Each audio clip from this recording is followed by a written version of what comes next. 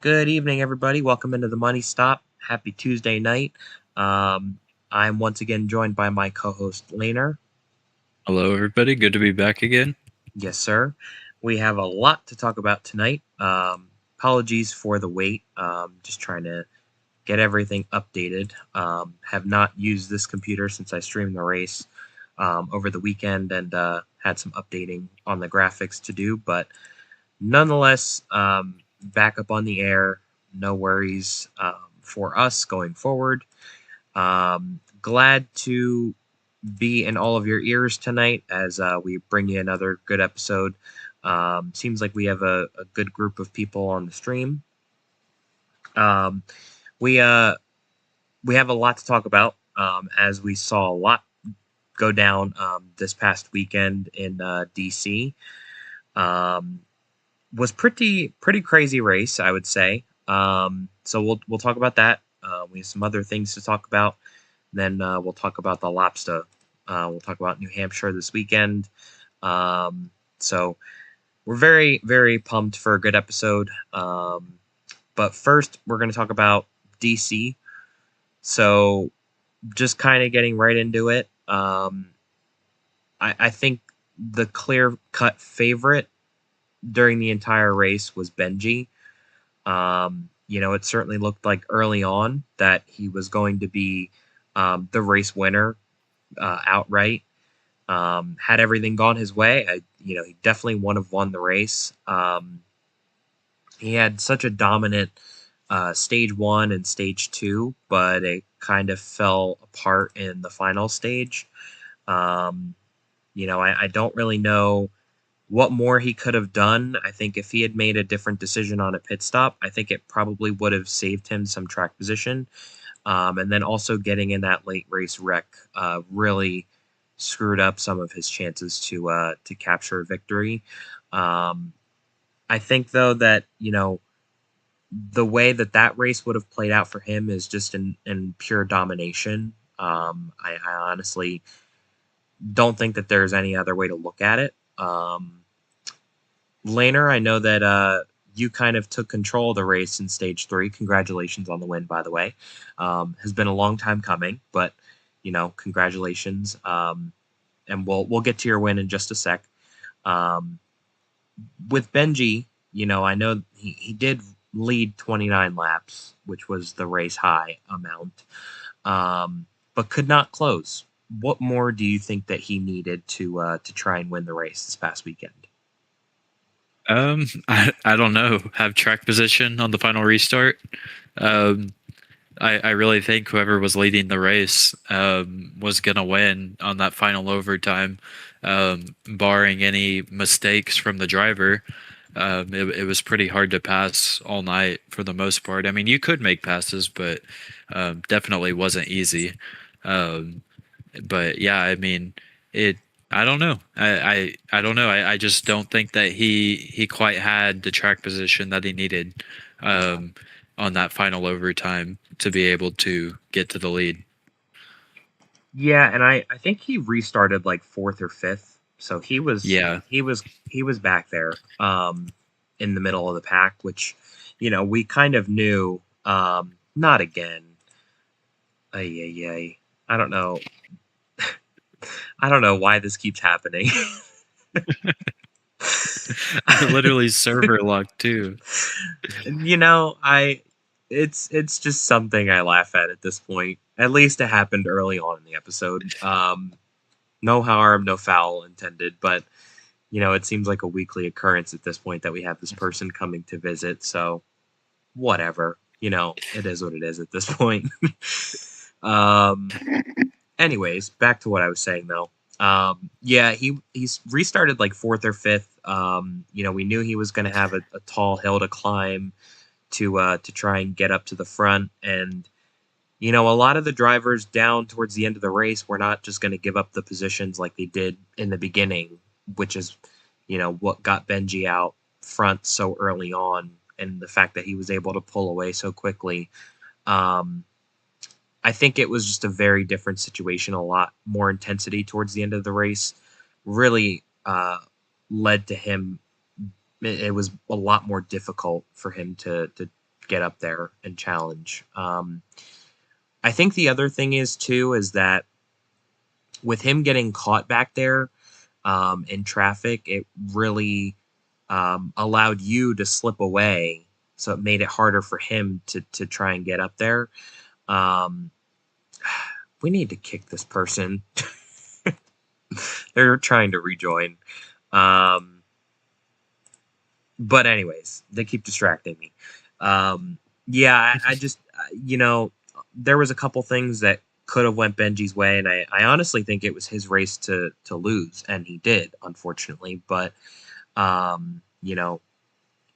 think they did everything right up until that final pit stop, and getting in that wreck.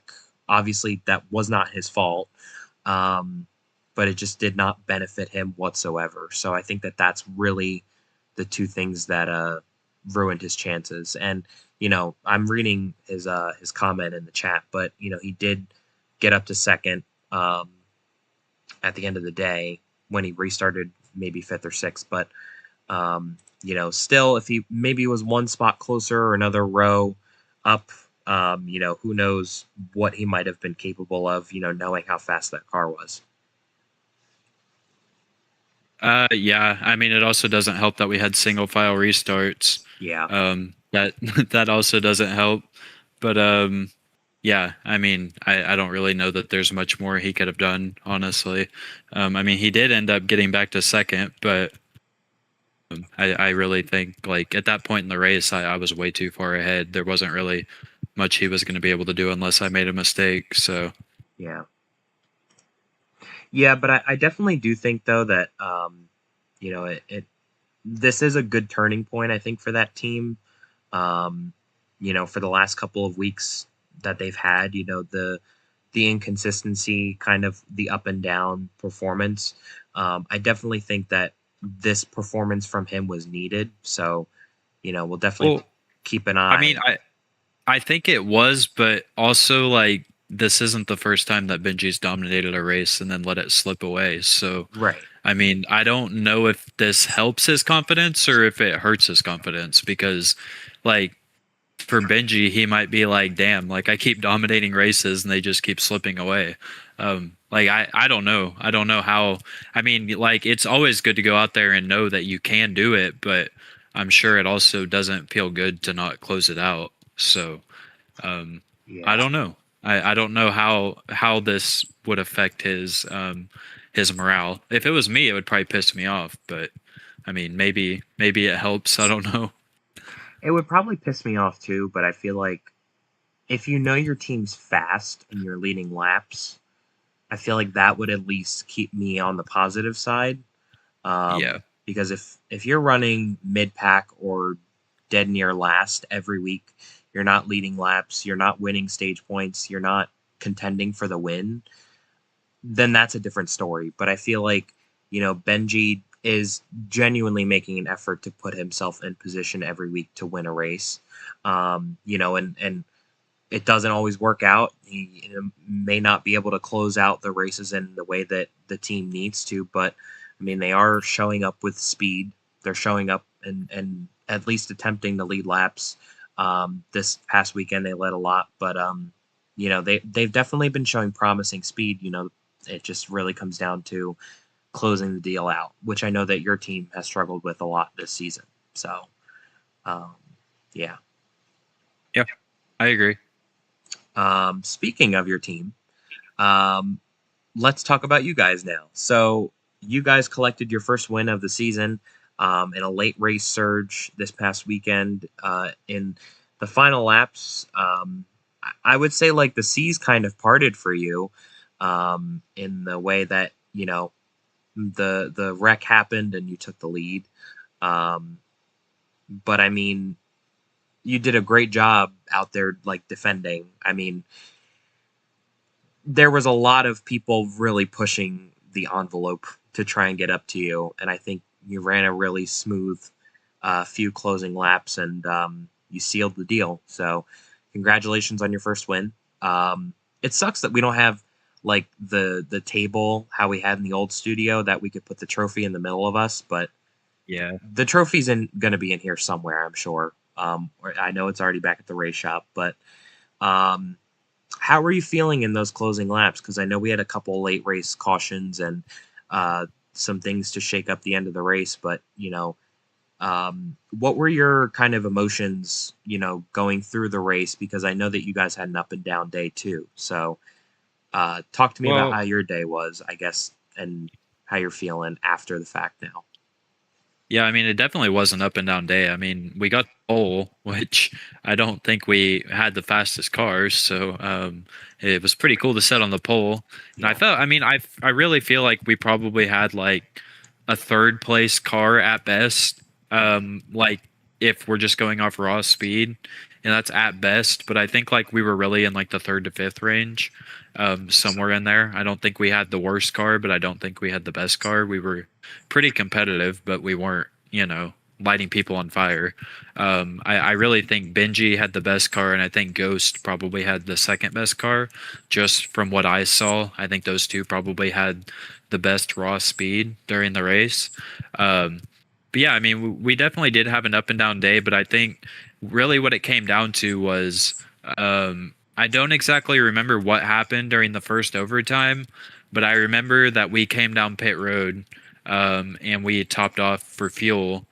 And then we were able to gain a few spots at the end of the first overtime. Coming into the second overtime, a few people pitted. We gained a few more spots, and we were P2. We were actually P3. I think that's whenever Ghost and Aiden got into that wreck. So they got sent to the back.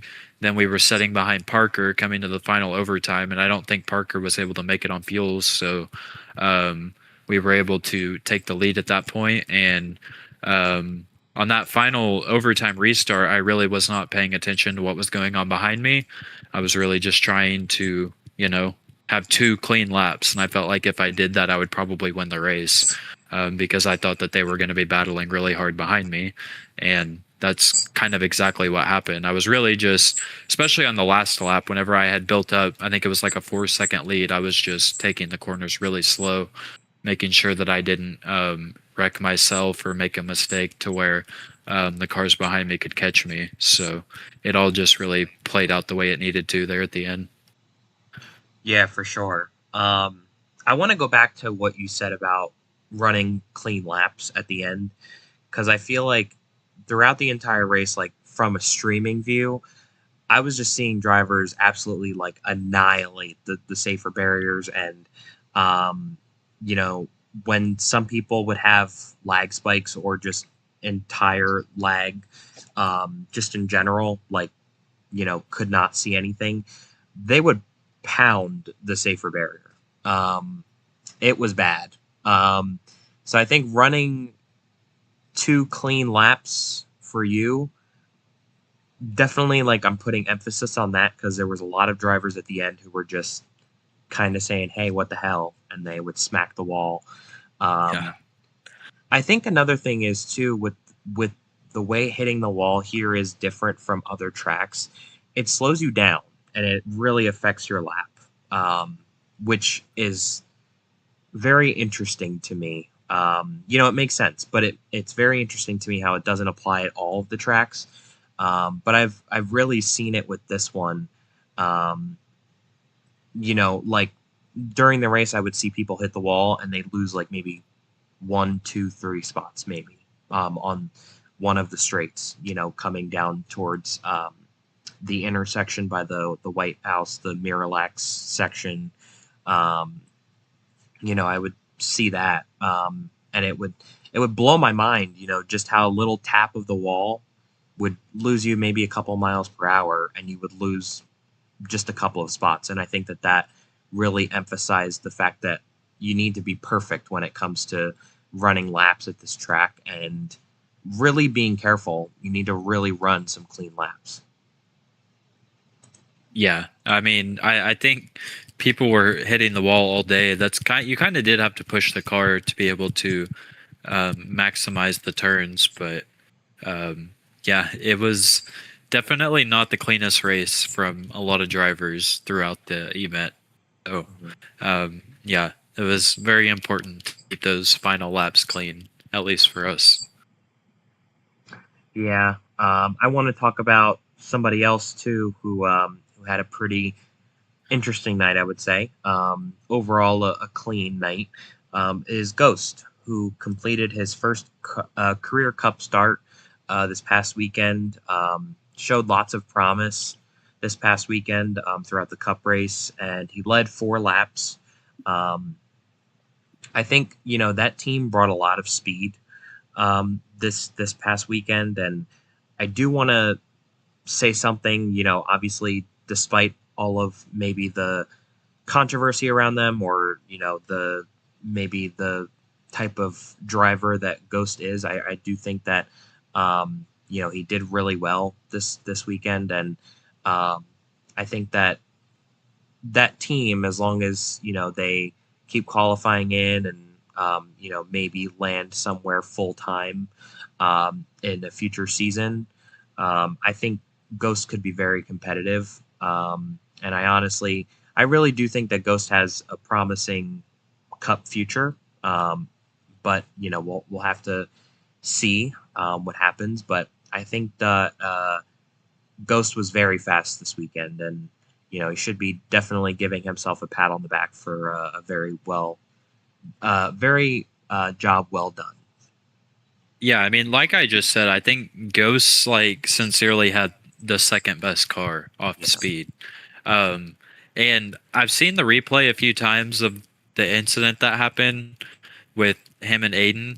Um, and I know like it definitely was not intentional, Yeah. but and gosh, I don't know, like if Ghost would have just timed it a little bit different because he like really dove in the corner. Yes. If he would just timed that move a little bit better, like Ghost could have possibly won the race. And Yeah. that's, I don't know. It just, the move just didn't work out the way that it was supposed to. And I know that Aiden was very upset about it. And I mean, rightfully so. I would expect Aiden to be upset about it. But I could see what Ghost was trying to do in the moment. But unfortunately, it just didn't work out the way that he was trying for it to work out. So, very unfortunate, but not to take away from everything else. Like he sincerely had a very fast car. He passed me many times, and he passed Landon Craigus and a lot of other D1 regulars. So very productive first start, and at a very tough track as well. Yeah, for sure. And I mean, to lead laps in your first start too is impressive. To even get down to the fact of like it being a road course, like it's not a short track or an intermediate. It's a very intricate, sophisticated road course. And he led 4 laps, so I think that that's still pretty impressive. Something to be proud of.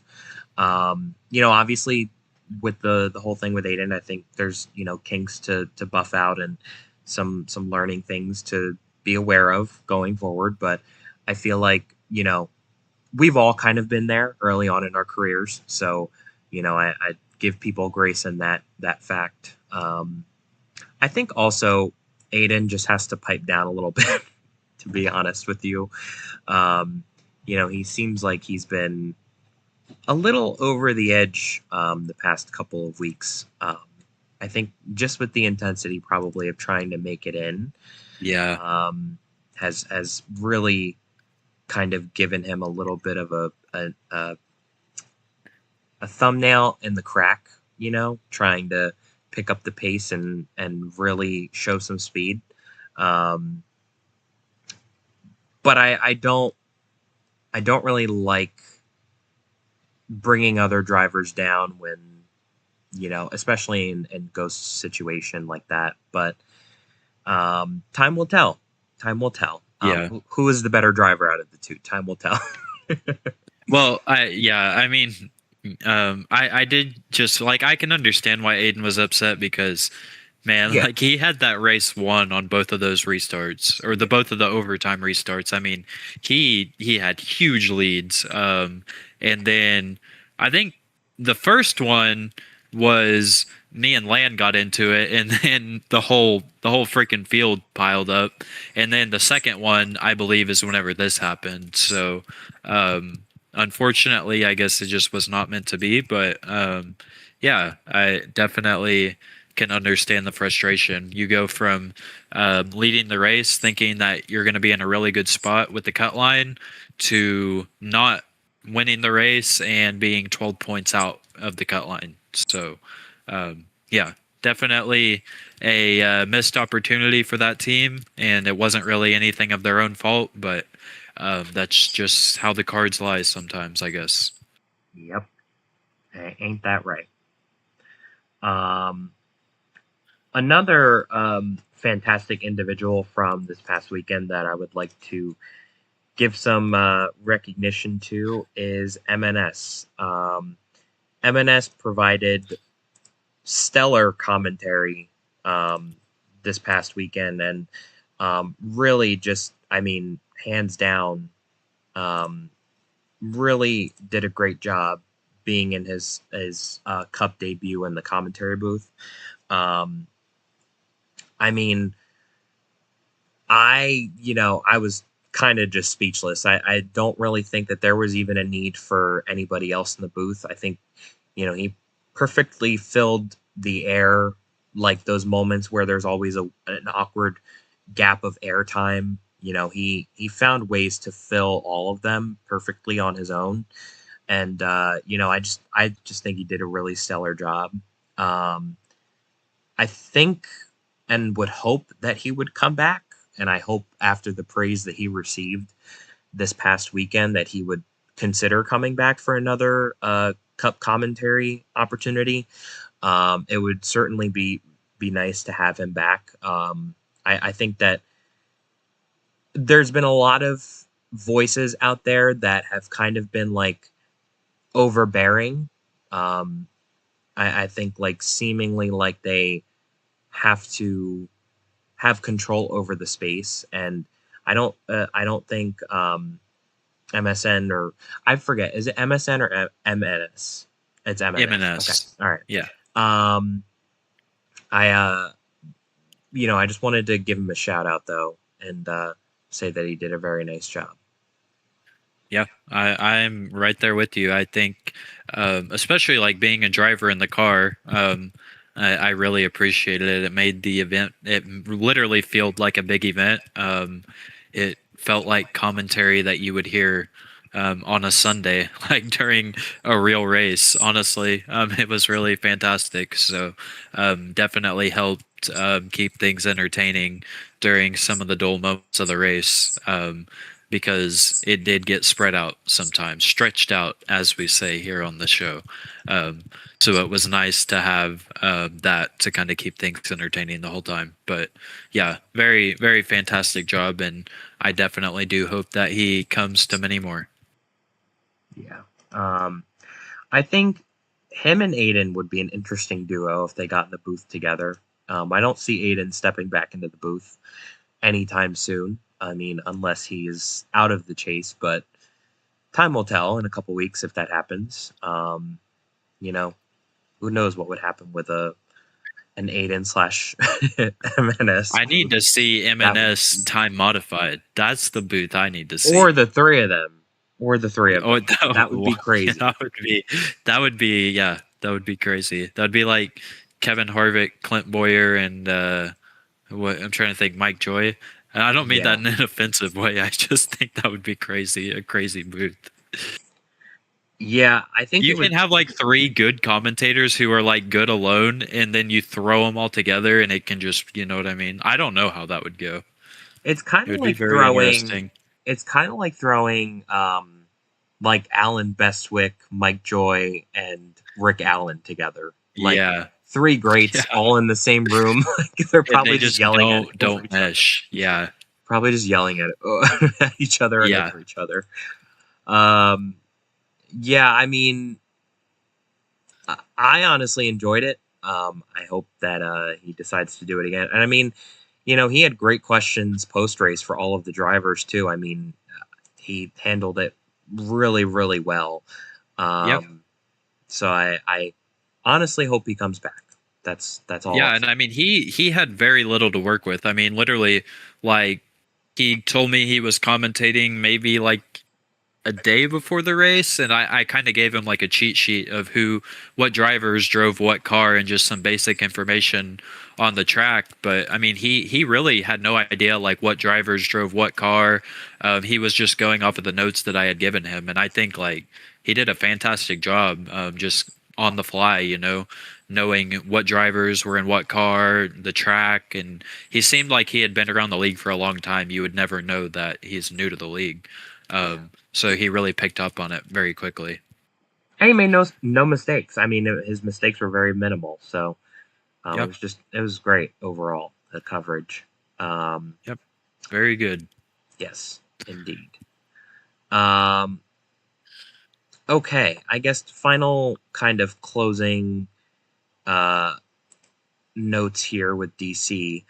Would we want to see DC return next season in its same fashion, or maybe exploring a revised layout, um, or a new street course take its place? What would you think? Uh, I want to see a new street course. I mean, this is basically 3 seasons in a row that we've done DC. Mhm. Because last season we did DC, and I believe season 7 it was planned, like we had started the race and then we switched, or maybe that was a different season. I don't know, but I mean DC's been around the league for a while. I just kind of feel like we've reached the point where it's a little bit overused. And I don't want like the specialness of the track to wear off. So I wouldn't say that I want DC to be gone for good, because I would definitely like to see it return in the future. But I think for next season, I definitely think that we should explore another venue. Yeah. Ghost is saying Coronado. I think that's a good one. Very, very long track, though. Very long track. Um, so I don't know if ROCAR Cup drivers would want to deal with that.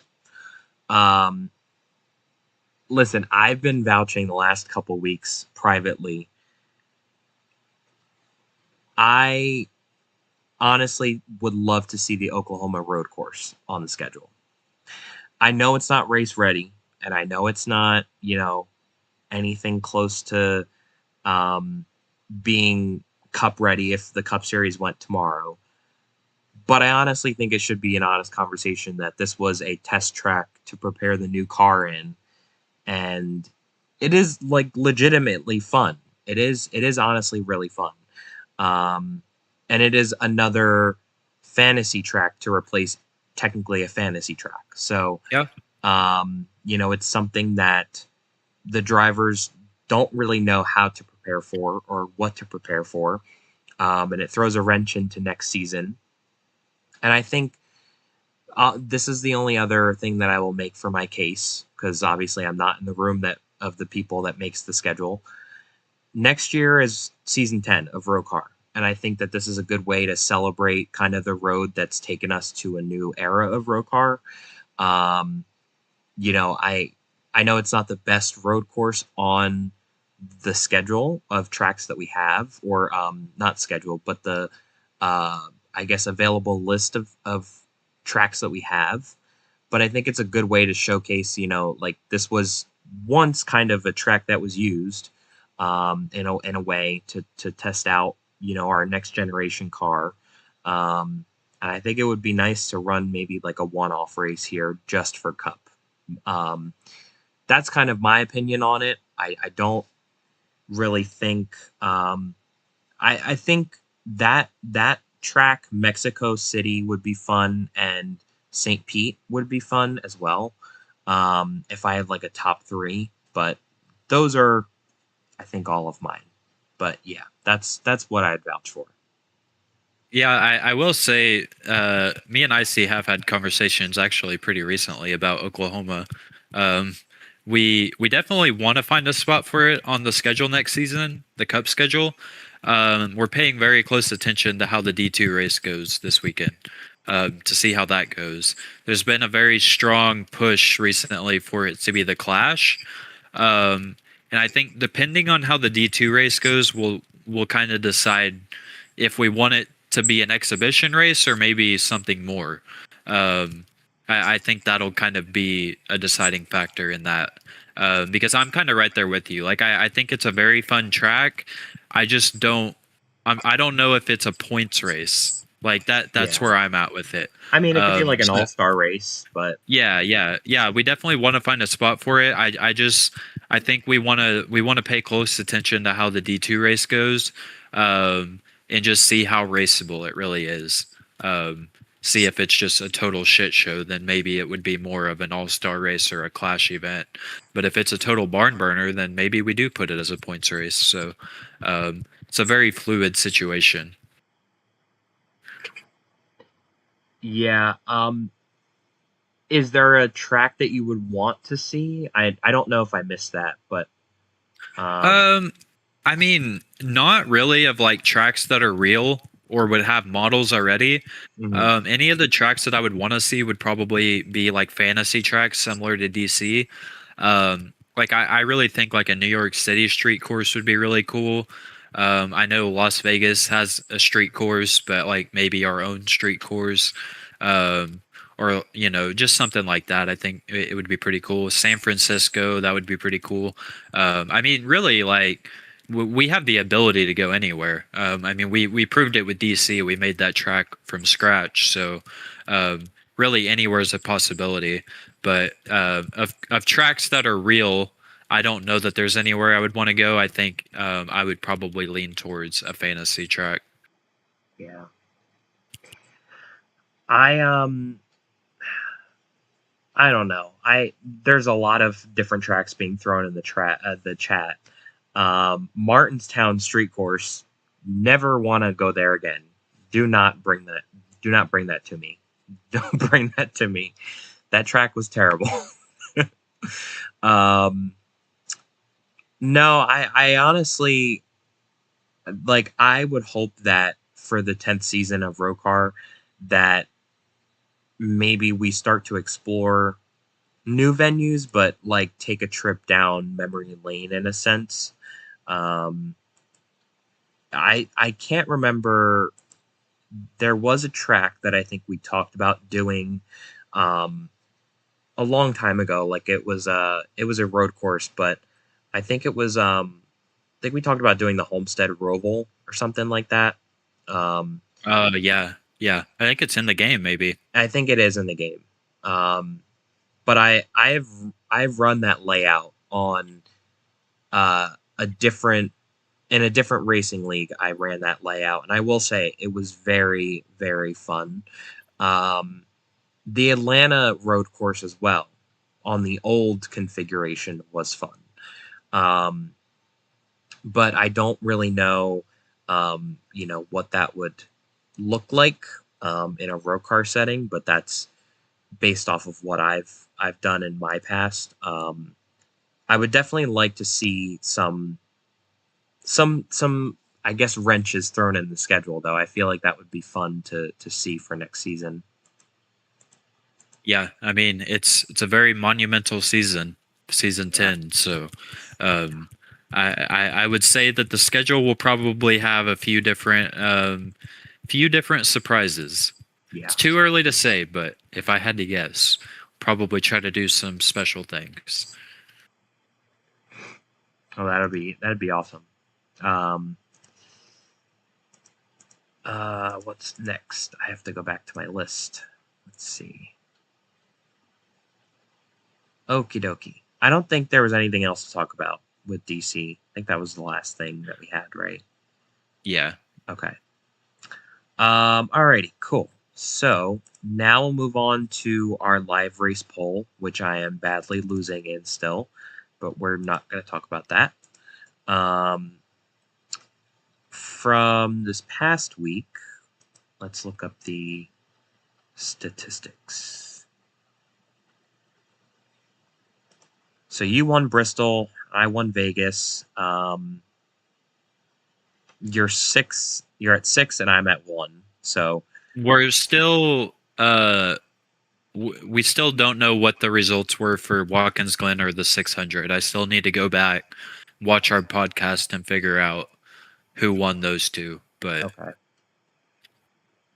Okay. So results may vary, but I would say for DC, um, I think it was an entertaining race. I mean, it didn't really seem like that there was anything really to complain about. I mean, there was passing, there was strategy thrown in, there was kind of a little bit of everything. There was crashes, and the finish was wild. Um, I honestly might give this race. I think I'm going to give it an 88%. Might be one of my woo, highest of all time. Um, man, I really enjoyed watching the race from a recording perspective. There was a lot of back and forth with each other, with different drivers and passing and stuff like that. And I don't know, there was never really like a dull moment during the race. I mean, stage one was kind of a snooze in terms of like close racing, but I still think that there was a bit of strategy thrown into the first stage, and it was entertaining for me. So I liked it. I'm going to go with an 88%. all right. I mean, I respect it. I just don't think it's gonna get anywhere close to that. I think I'm gonna go closer to like a 70. Okay. It's just hard for me to know like what people thought about the race. I don't know. I didn't really hear people talking about it too much, but the racing, in my opinion, was good for a street course. Like, if you take into perspective that it was a street course race, I think the racing was pretty decent.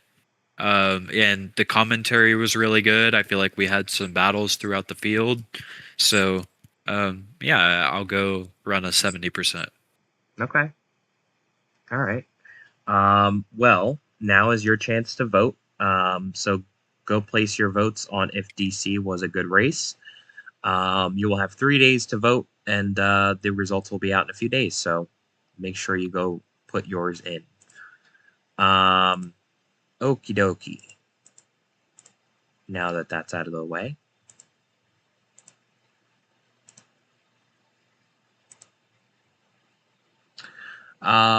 So there are some new updates to controllers for controller drivers or any controller players playing the game.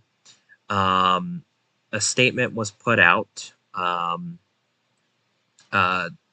What's it called? A statement was put out a couple of days ago to everybody in the server. I believe Icy put out the statement, but he said, "Hey, ROCAR, we have made an update to the game where behaviors of the cars are uniform across all devices. The biggest impact of this update is to vehicle steering on controller devices. We encourage drivers who use a controller to practice with these adjustments to be prepared for future races. For mobile drivers, buttons are improved positions and have increased in size. The pit road bug is not fixed yet, but there is a potential fix in mind. Nothing was changed for WASD drivers. Please let us know if you are experiencing any issues. Thank you." So, obviously, we have not seen this update like in effect with a cup race yet. I believe we got the chance to see it with an Xfinity race, if I'm not mistaken. Yes. And I don't, at least from what I guess I gathered, it like wasn't good feedback, or it was very constructive feedback. I don't know if anything. I think something was changed or something was Yeah, we reversed. changed stuff after the race. Yes, So we kind of fixed the issues that were happening during the race. But that's good. Yeah. Um, I, I am kind of out of the loop with the different ways that you can drive the car and like the advantages you get from driving it differently, whether it's through steering or through WASD or the buttons. I think for me, I've always been a WASD driver. Nothing changed in that area for me. I I think, even on the old car too, there was WASD drivers, and then there was the mouse steering, and that did not work for me Yeah. either. So I feel like for me, I've always been comfortable with WASD, but I can't speak to, how driving is in those other capacities, but I hope that it will improve, and kind of set maybe a level playing field for everybody.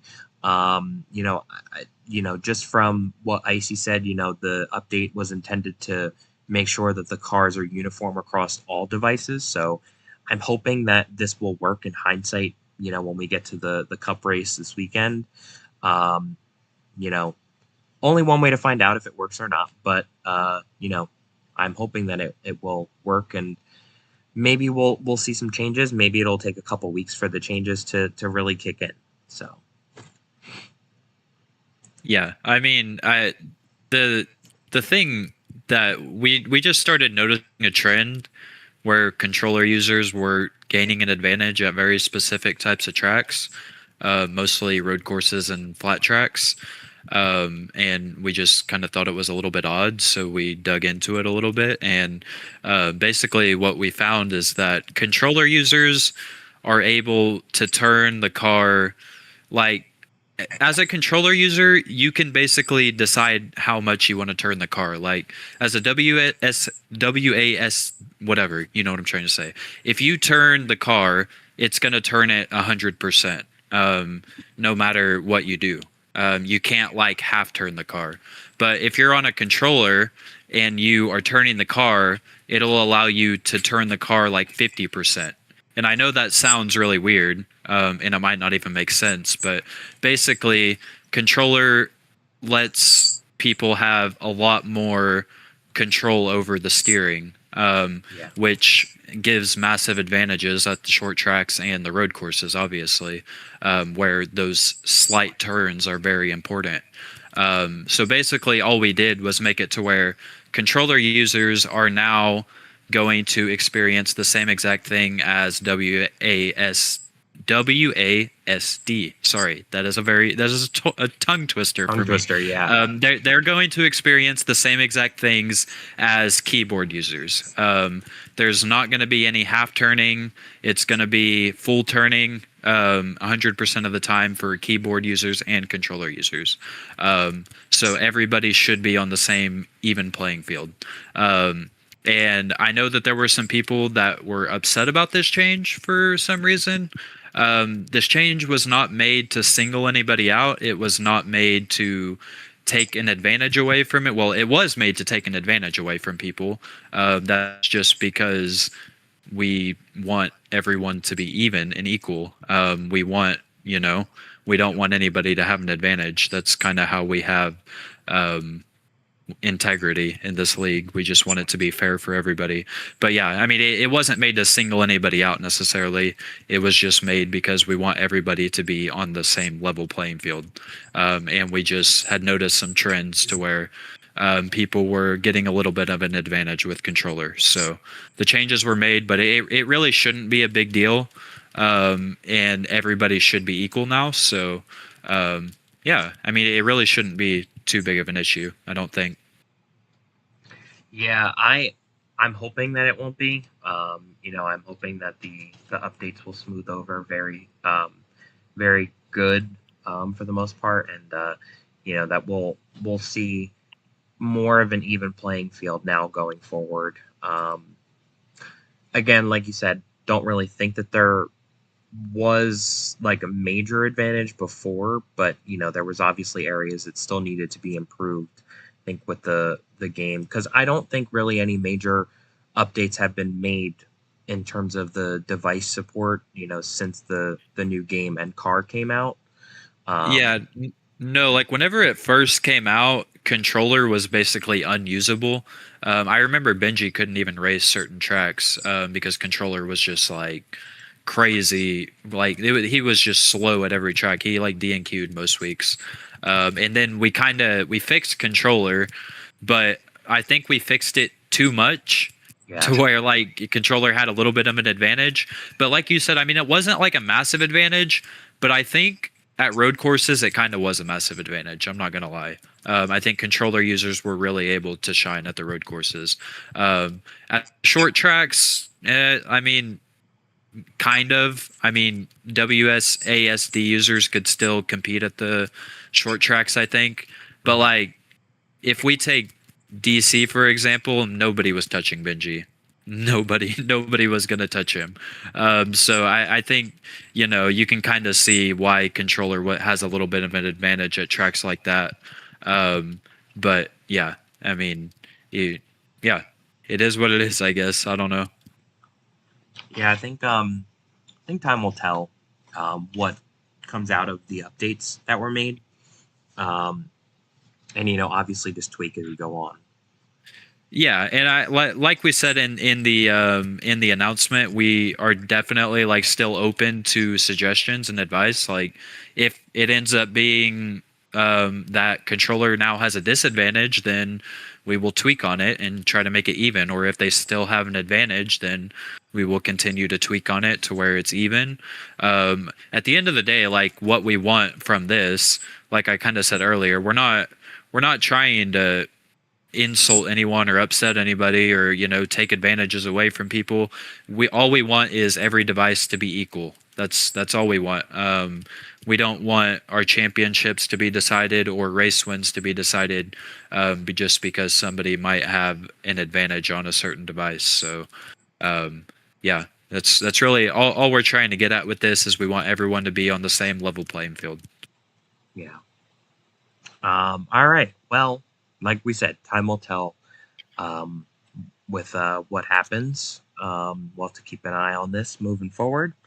Um, I did skip over one thing that I did want to touch on just briefly.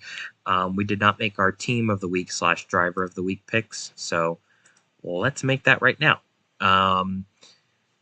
I don't know. I mean, I could do one of each. I know last week, and I feel like previous weeks we've done driver of the week. I don't think we might have done team maybe one time, but I feel like for the most part we've mostly picked drivers. But Yeah. I think I have one for team and one for driver this week. So if you want to switch it up, we could do one of each. Yeah. Like a team and a driver. Yeah. Okay. Yeah, that's fine. I don't really know who. I'll have to think about it a little bit, but yeah, that should be good.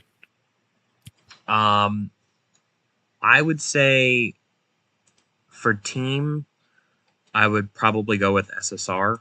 Um, I feel like SSR, I think, really stood out this past weekend. Obviously had an up and down night, I would say. There was a couple moments, I think, where the team definitely could have capitalized a little better, but I think overall that it was a good night for the team. And obviously, taking home the win was a very crucial part in all of that as well. Um, as for the driver, I would probably pick Benji. I feel like Benji just really showed phenomenal speed and was dominant the entire night. It didn't go his way towards the end of the race, but I still think that he showed enough speed and enough heart and grit for him to be my driver of the week pick. So that's who I'm gonna go with. Who did you pick for team? I did not hear who you said for that one. I picked SSR. SSR. Okay. I'm gonna agree with you on the driver. I definitely think that Benji would be the driver of the week. Other than getting the win, I mean, he did everything right. He did everything he needed to, Yeah. and all things considered, had a pretty good points day. For team, man, I don't really know that any team really um, showed me a lot. I think I would go with GFM maybe. I don't Okay. know. Like I don't know. I don't even know where they finished, but I mostly just said that because Landon Craigus showed decent speed during the race, and Ghost was also really fast as well. So I think as an organization overall, I think that they showed a lot of speed. I mean, SSR had their moments as well, but I think I'll go with GFM. I'm just looking up the finishing results. Yeah, I have no idea where people finished, but I was just going off of who was fast during the actual race. Ghost does not race for GFM, right? I believe he does. Oh, he does. Okay, I did not I think know. he was doing a part-time start. Okay, so technically, then I guess they finished second, third, and fourth. Um, without him considered, it would just be third, fourth. But Land finishing third, Craigus was fourth. All right, so yeah, pretty solid pick. Yeah, I would say.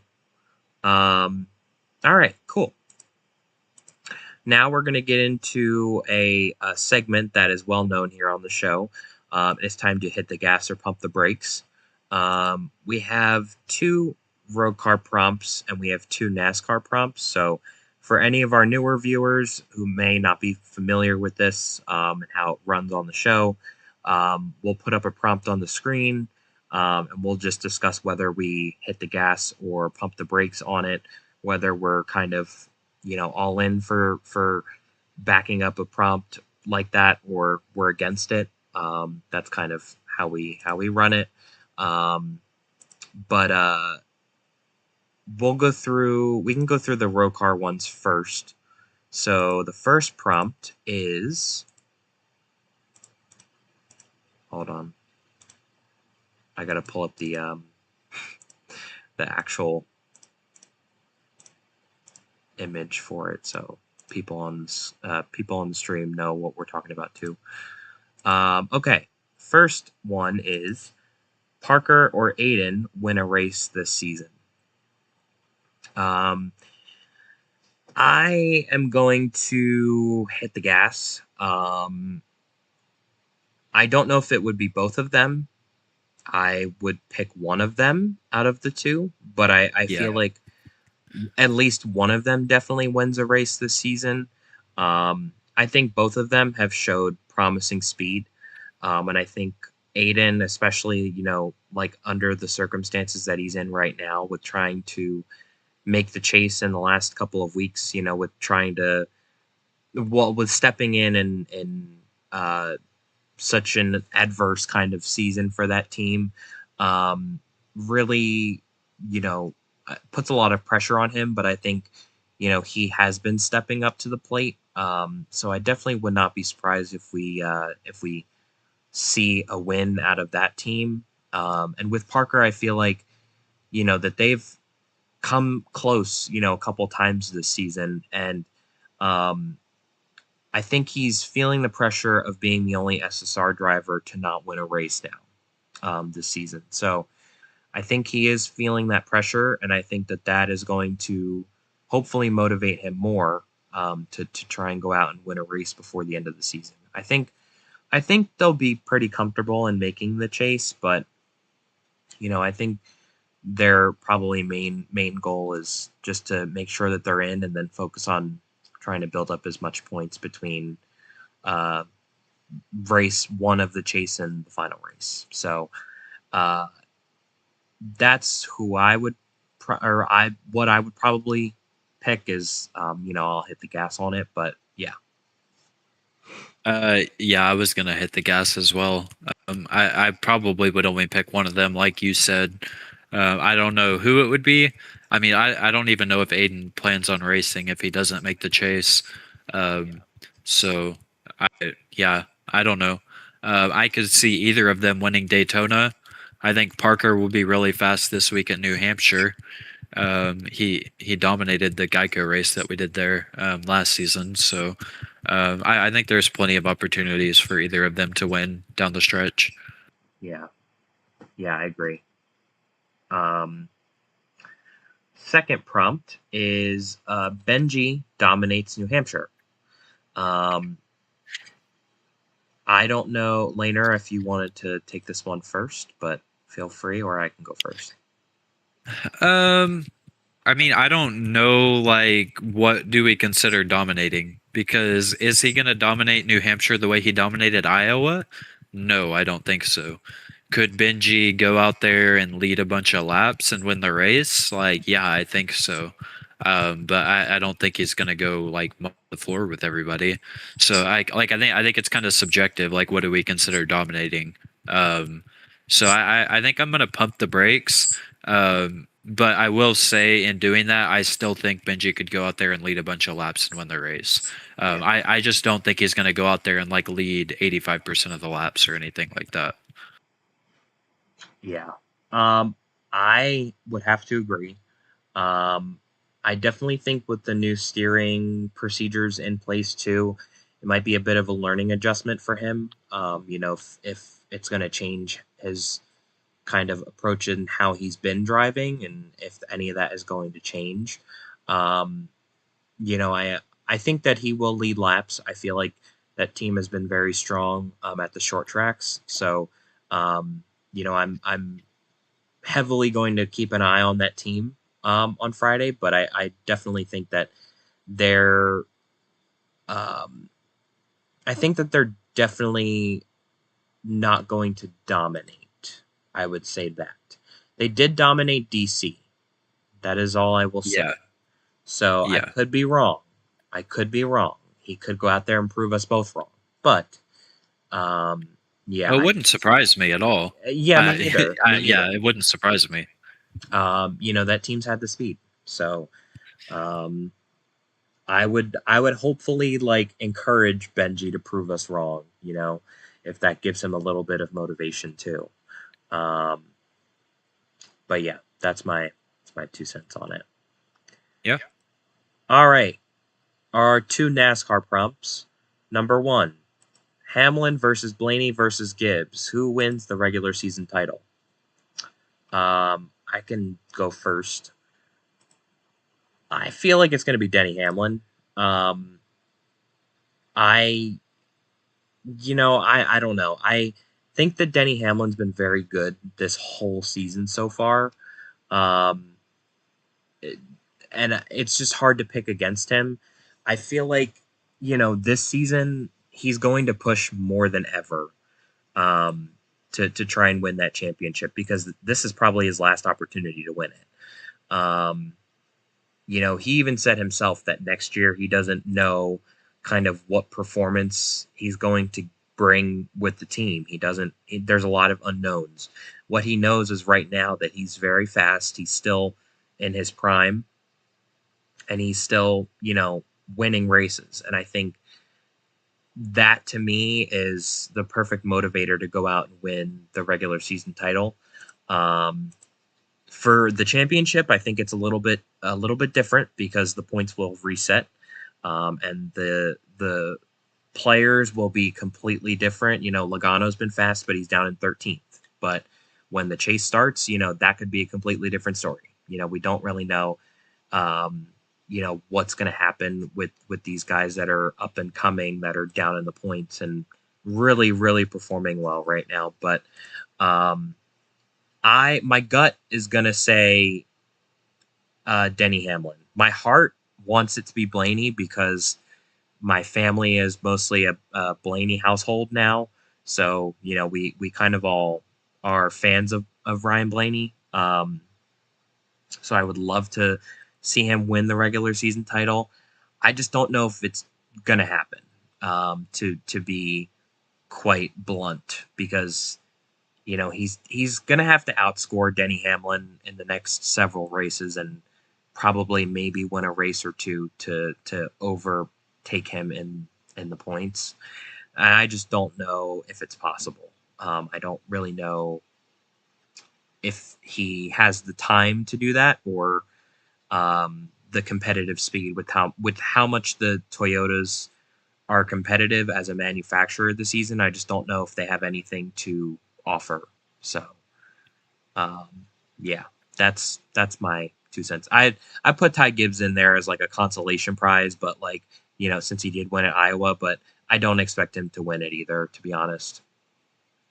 No, Gibbs is too inexperienced. I Yeah, mean, he's up there in the points, but like whenever the chase starts, I don't think I Gibbs can keep the intensity on for 10 weeks.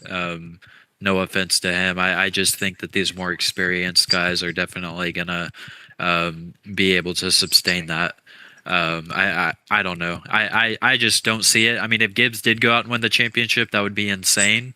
Um, and that would be really impressive. But I just don't see him being able to keep that up for 10 weeks with all the pressure that's going to be going on. But um, and yeah, I kind of feel the same about Blaney. I just think Ford's having a down year.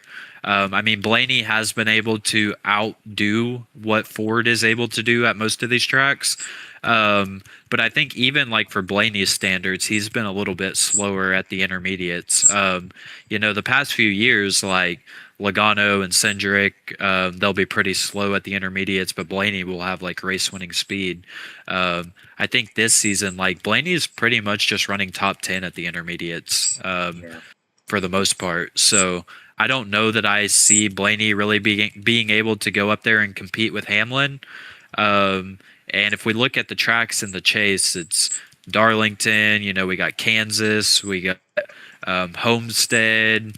Trying to think. I know I'm missing some. We do have Phoenix and Gateway, but I think that there's definitely a lot. We have Charlotte as well. There's definitely a lot more tracks that I feel confident picking the Toyotas over the Fords. So I think I would definitely go with Hamlin as well. Yeah. I think it's just a safe pick, to be honest. I think it's a really safe pick. All right. Our last prompt of hit the gas or pump the brakes is a Toyota will win the Cup Series championship. I am going to hit the gas. I realized I didn't say hit the gas on Hamlin in the last one, but wanted to hit the gas on him and pump the brakes on everybody else. That's what I meant to say. For this one, I will say hit the gas. I think a Toyota is going to win the championship this year.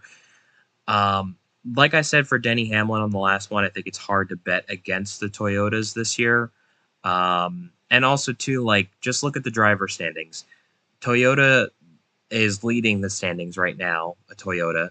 Then Toyotas are 2nd, 4th, 5th, 6th, 14th. And then the next closest is Eric Jones in 20th. And and they're all close up to the top of the points. I think that the Toyotas just are very competitive this season. They're very consistent, and they have really brought the speed. I think they will definitely be the manufacturer to beat in the chase. So it'll be very interesting to keep an eye on them. But I wouldn't say that there's a favorite either, because I feel like they've each had their own shining moments of the season so far. Like Tyler Reddick has kind of like fallen off in a way. Like, I don't really know what happened to the team so far in the last few weeks, but they started off strong. So did Denny Hamlin. Ty Gibbs, Christopher Bell has been really strong as of late. And I know that, Chase Briscoe's been consistent here and there. But yeah, I mean, I know that they'll be competitive. So I feel like they're in a good spot to win the championship. So therefore, I'm going to hit the gas. Yeah, I mean, I'm definitely going to hit the gas as well. I think in order for them to lose the championship, Ford or Chevy are going to have to find a lot of speed. And I mean, Penske's been pretty quick, but we've also been going to a lot of short tracks. So I don't know. I don't really see Hendrick or Penske catching up to JGR at this point in the season, especially on the bigger ovals. I look at it this way: like Penske has the advantage on the short ovals right now.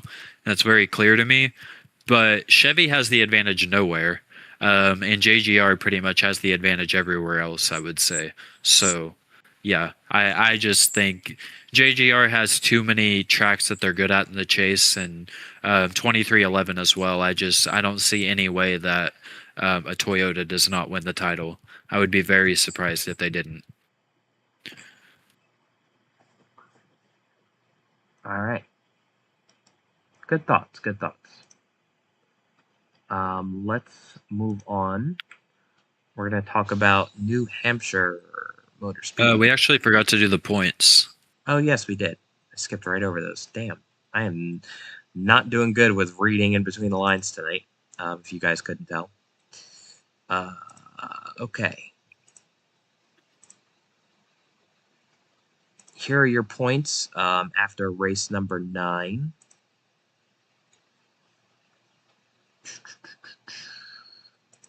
Let me just find them on my end. Or sorry, race number 10. Missed that there. But okay. Got the points up now. I think like the only thing that I'm really paying close attention to is now Lego and Parker being tied for 4th and 5th. And the cut line, there's a little bit of a gap now between Benji and Aiden. I still wouldn't be comfortable with that gap, but I definitely think that, it's worth talking about, at least to bring up, because I know that they'll probably be running close again, with each other this weekend in New Hampshire. I also am paying close attention to you and Craigus, because you guys are not that far apart. You're only about 13 points from each other. So yeah, give or take. Yeah, I mean, he should be a little worried if he doesn't perform well this weekend, that he might lose second, and you might jump up if you do better than him. But I mean, it'll be interesting to see how those three different scenarios play out. Yeah, I agree. I mean, I kind of feel like really the only one in jeopardy at this point. I don't know. I mean, I think Lego and Parker aren't totally safe, but it's definitely a battle between Benji and Aiden for that final spot. I feel like. I mean, we only have 2 races left. I feel like New Hampshire is must perform territory for Aiden. Like, Aiden really needs to get stage points in both stages, and he needs to get a good finish out of it, like a top 4 finish, I would say. I mean, you can make up 12 points pretty easy, but you definitely don't want to lose more going into Daytona. So that's kind of what I'm looking at. But I mean, it's also possible Parker, Lego, or anybody else could lose points and get closer. But I definitely think Aiden's in the territory where he's got to go out and perform at New Hampshire. Yeah, for sure. He's definitely got to go out, or he's going to be in lots of trouble for next weekend. I'd be very, very worried if I don't perform well this weekend. It's not looking good. Not looking good. It might be Jover. Yeah, I mean, I am just comparing to the previous points. Let me see.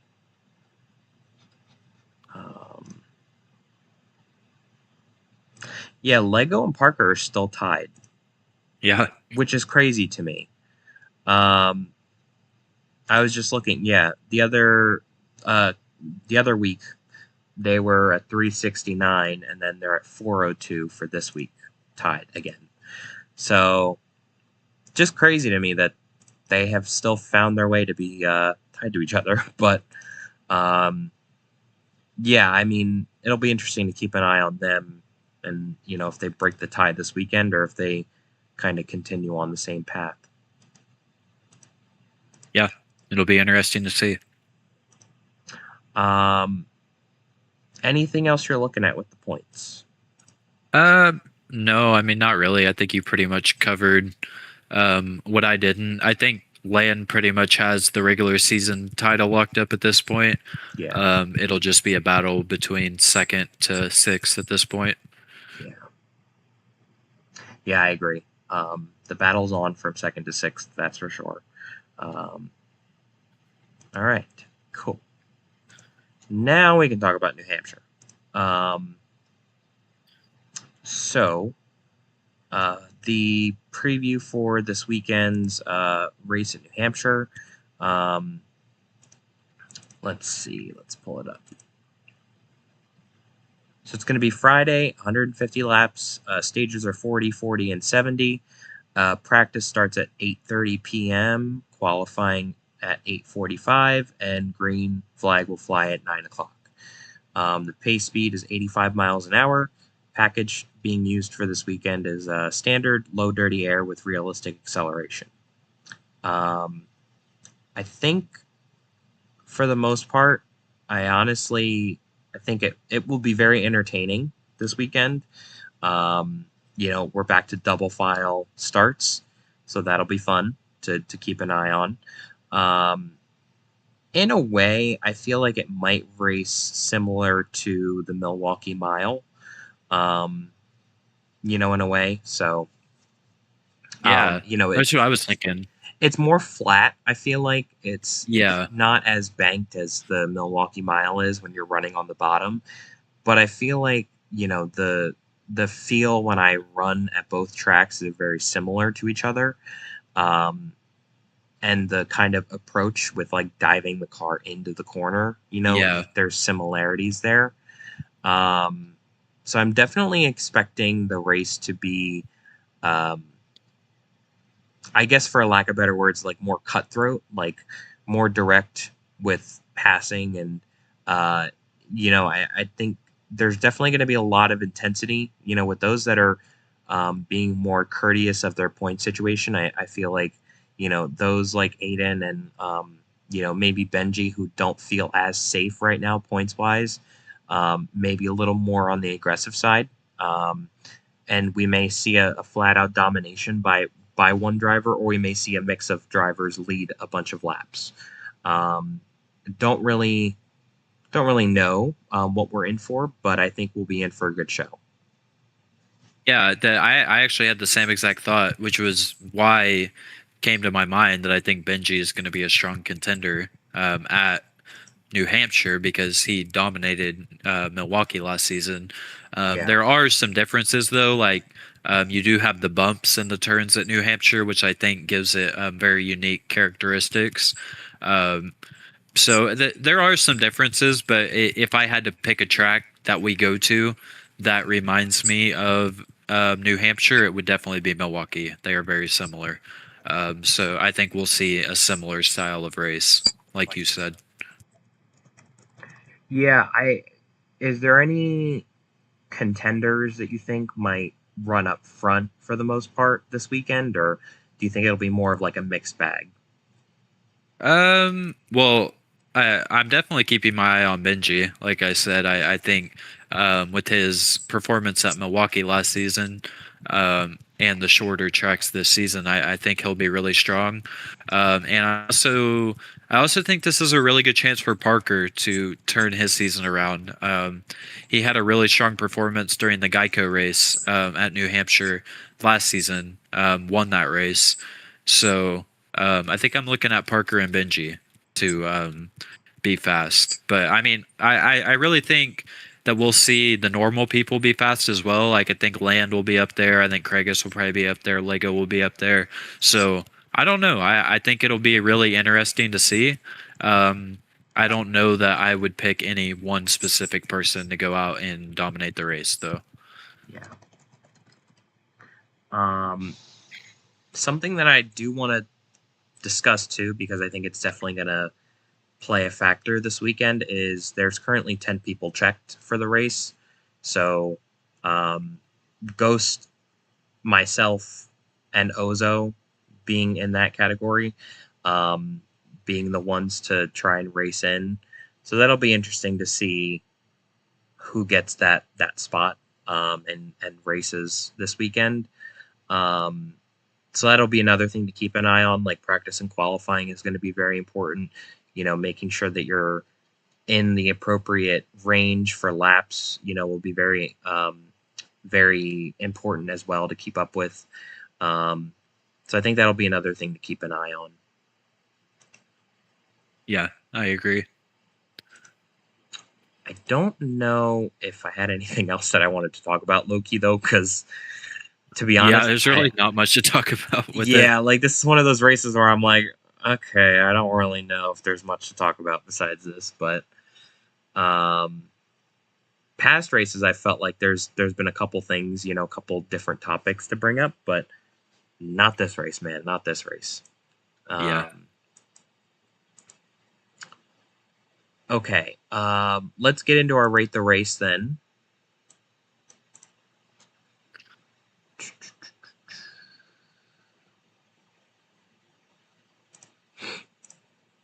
Okay, Laner, do you want to go first?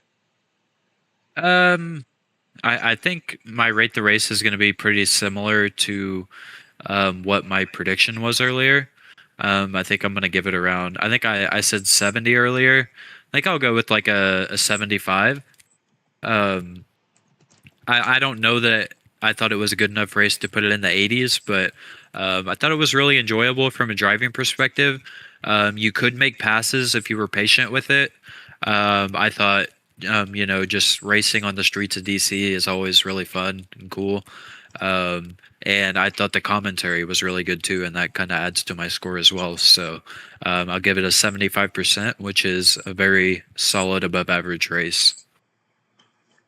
Yeah, I'm gonna kind of stick in tow with my race poll percentage. I'm gonna go a little lower though. I'm gonna go down to an 80. I think the race was very respectable. I think it was just a great race overall. I think for the most part, everybody ran for the most part. Like I said, very clean races, and I think that there was a lot of great racing, a lot of great battles throughout the race. Laner, I think you have more of a different perspective of it. Seeing it just in your eyes only. Just I was opened up to and fascinated by like how many battles there were over the course of lap one to um, the checkered flag. That's what I was trying to say. Um, can't articulate my words for some reason tonight. Very very odd. Um, but yeah, I think for the most part, I think we saw a great race compared to the last couple of weeks and what we've seen. So I feel like an 80% is still respectable. So Yeah. all right, there's your rate the race. We're gonna move on to our race winner picks. Um, for this weekend, I mean, I don't really know who I would put into the category of being a race winner contender. Um, just I like for starters, I don't know who's going to get the last spot. It all just will depend on who comes better prepared. Um, but I definitely think like the front runners. I will say I'll give the front runners first. Think probably will be Benji Land. Um, I think you will be fast as well.